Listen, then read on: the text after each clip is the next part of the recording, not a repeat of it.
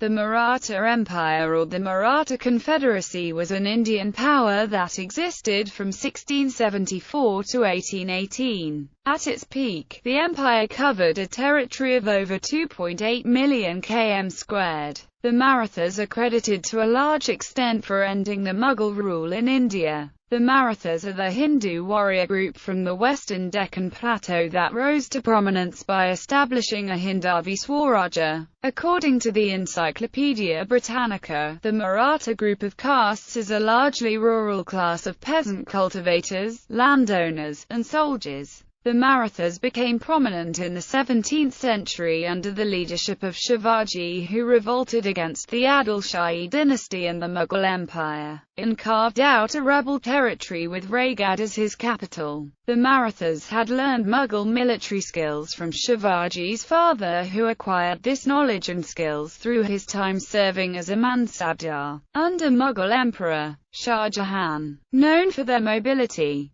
the Marathas were able to consolidate their territory during the Mughal-Maratha Wars and later controlled a large part of India. Chhatrapati Shahu, a grandson of Shivaji, was released by the Mughals after the death of Emperor Aurangzeb. Following a brief struggle with his aunt Tarabai, Shahu became ruler. Balaji and his descendants played a stellar role in expansion of Maratha rule. The empire at its peak stretched from Tamil Nadu in the south to Peshwa in the north, and Bengal and Andaman Islands in the east. In 1761, the Maratha army lost the Third Battle of Panipat to Ahmad Shah Durrani of the Afghan Durrani Empire, which halted their imperial expansion in northwestern India. 10 years after Panipat, the young Peshwa Madhavrai's Maratha resurrection reinstated Maratha authority over North India. In a bid to effectively manage the large empire, he gave semi-autonomy to the strongest of the knights, which created a confederacy of Maratha states. They became known as the Gaikwads of Baroda, the Holkars of Indore and Malwa, the Scindias of Gwalior and Ujjain, the Bansales of the Nagpur and the Puis of Dar and Duas. In 1775, the East India Company intervened in a Peshwa family succession struggle in Pune, which became the First Anglo-Maratha War. The Marathas remained the preeminent power in India until their defeat in the Second and Third Anglo-Maratha Wars, which left the East India Company in control of most of India. A large portion of the Maratha Empire was coastline, which had been secured by a potent navy under commanders such as Kanhoji Angri. He was very successful at keeping foreign naval ships, particularly of the Portuguese and British, at bay. Securing the coastal areas and building land-based fortifications were crucial aspects of the Marathas' defensive strategy and regional military history. Nomenclature.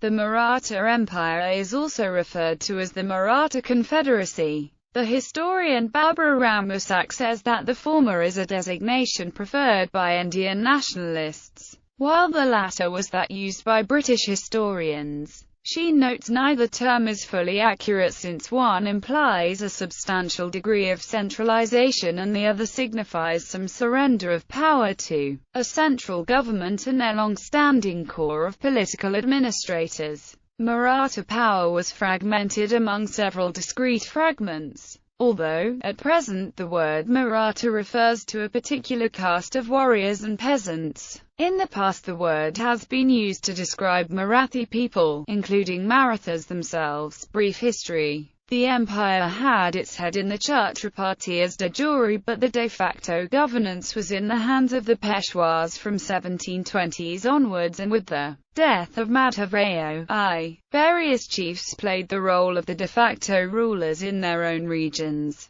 The details are as below. Royal era. Shivaji was a Maratha aristocrat of the Bhonsle clan who is considered to be the historical founder of the Maratha Empire. Shivaji led a resistance to free the Maratha people from the Sultanate of Bijapur and establish Hindavi Swarajya. He created an independent Maratha kingdom with Raigad as its capital, and successfully fought against the Mughals to defend his kingdom. He was crowned as Chhatrapati of the new Maratha kingdom in 1674. The status Shivaji founded it was a Maratha kingdom comprising about 4.1% of the subcontinent but spread over long tracts up till Jinji and dotted with forts about 300 at the time he died. The cavalry was approx 40,000 and foot soldiers around 50,000 and naval establishments over west coast. Over time it was to increase in size and heterogeneity, and by the time of his grandson and later on under Peshwas in the early 18th century was a full-fledged empire. Sambhaji Shivaji had two sons, Sambhaji and Rajaram. Sambhaji, the elder son, was very popular among the courtiers. In 1681, Sambhaji had himself crowned and resumed his father's expansionist policies. Sambhaji had earlier defeated the Portuguese and Chikadeva Raya of Mysore,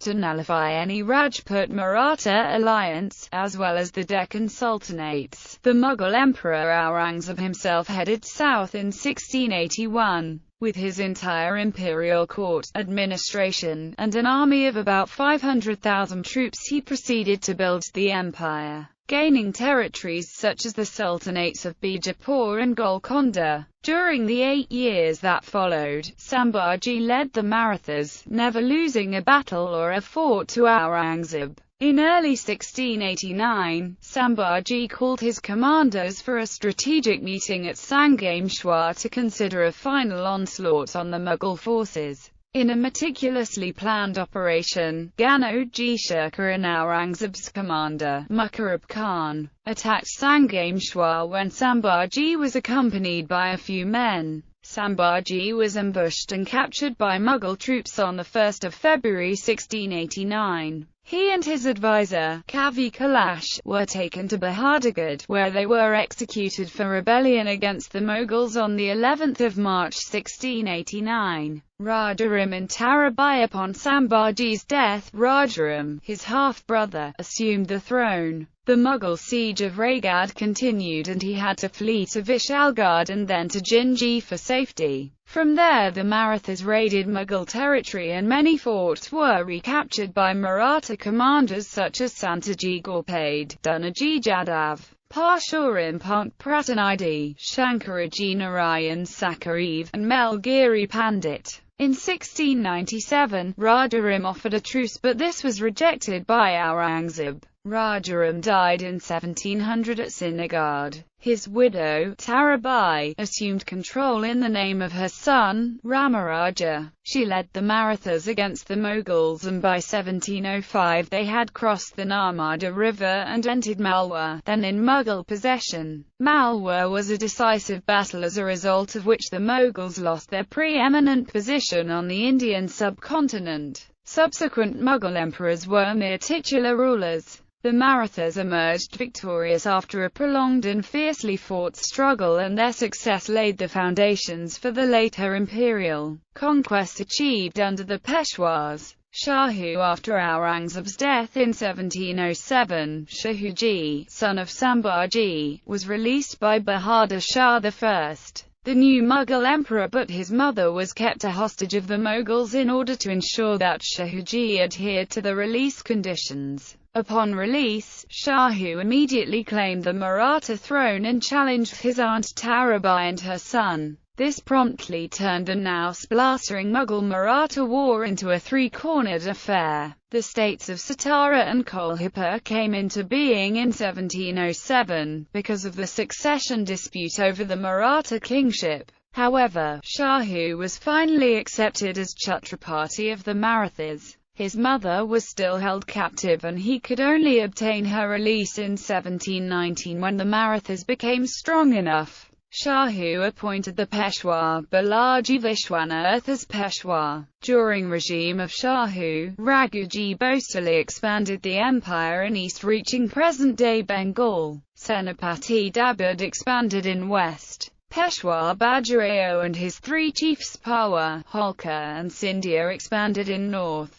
All these houses became hereditary, thereby eventually undermining the Chhatrapati's authority there. Peshwa era. During this era, Peshwas belonging to the Chitpavan Brahmin family controlled the Maratha army and later became de facto ruler of the Maratha Empire from 1749 to 1772. During their reign, the Maratha Empire reached its zenith, ruling most of the Indian subcontinent. They oversaw the greatest expansion of the Maratha Empire around 1760 with the help of Sardars like Holkar, Scindia, Bhosle, Gakwade and Puas. Other petty generals such as Panipat and Pans, Vinchurkar, Petha, Rasta, Phadkar, Patwardhan, Pawa, Pandit, Purandare and Mendale also played important part in the expansion. The areas controlled by the Peshwa were annexed by the British East India Company in 1818. Balaji Vishwanath Shahu appointed the Peshwa Balaji Vishwanath in 1713. From his time, the office of Peshwa became supreme while Shahuji became a figurehead.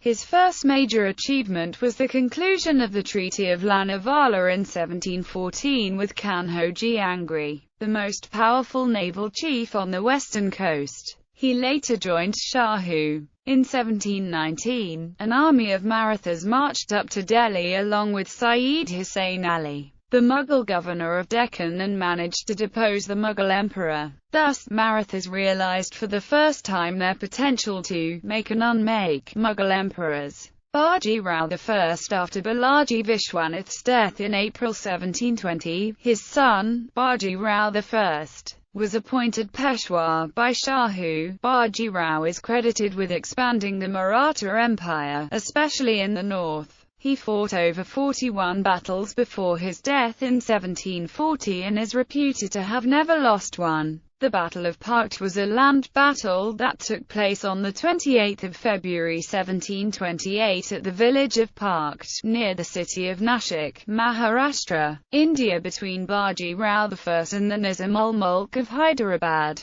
The Marathas defeated the Nizam. The battle is considered an example of brilliant execution of military strategy. In 1737, Marathas under Bajirao I raided the suburbs of Delhi in a blitzkrieg in the Battle of Delhi. The Nizam left Deccan to rescue Mughals from the invasion of Marathas, but was defeated decisively in the Battle of Bhopal. The Marathas extracted large tributaries from Mughals and signed a treaty which ceded Malwa to the Marathas. The Battle of Vasai was fought between the Marathas and the Portuguese rulers of Vasai, a village lying near Bombay in the present-day state of Maharashtra, India. The Marathas were led by Chimaji Appa, a brother of Baji Rao. Maratha victory in this war was a major achievement of Baji Rao's time in office. Balaji Baji Rao's son, Balaji Bajirao, was appointed as the next Peshwa by Shahuji despite opposition of other chiefs in 1740.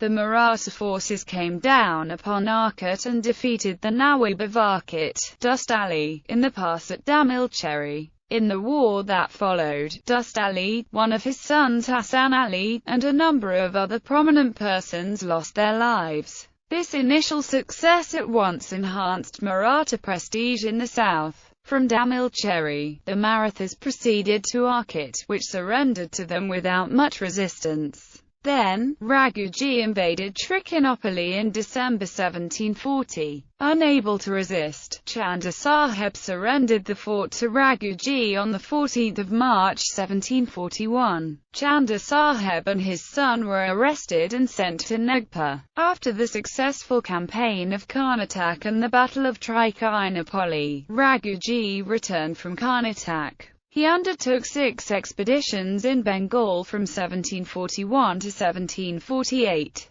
Raghuji was able to annex Odisha to his kingdom permanently as he successfully exploited the chaotic conditions prevailing in Bengal, Bihar and Odisha after the death of their governor, Murshid Qali Khan, in 1727. Constantly harassed by the Bhonsles, Odisha or Kartak, Bengal and parts of Bihar were economically ruined. Alawadi Khan, Nawab of Bengal, made peace with Raghuji in 1751, ceding in perpetuity Kartak up to the river Subarnarekha. and agreeing to pay Rs. 1.2 million annually in lieu of the Chauth of Bengal and Bihar. Rajputana also came under Maratha domination during this time. Balaji Bajirao encouraged agriculture, protected the villages, and brought about a marked improvement in the state of the territory. Continued expansion saw Raghunath Rao, the brother of Nana Sahib,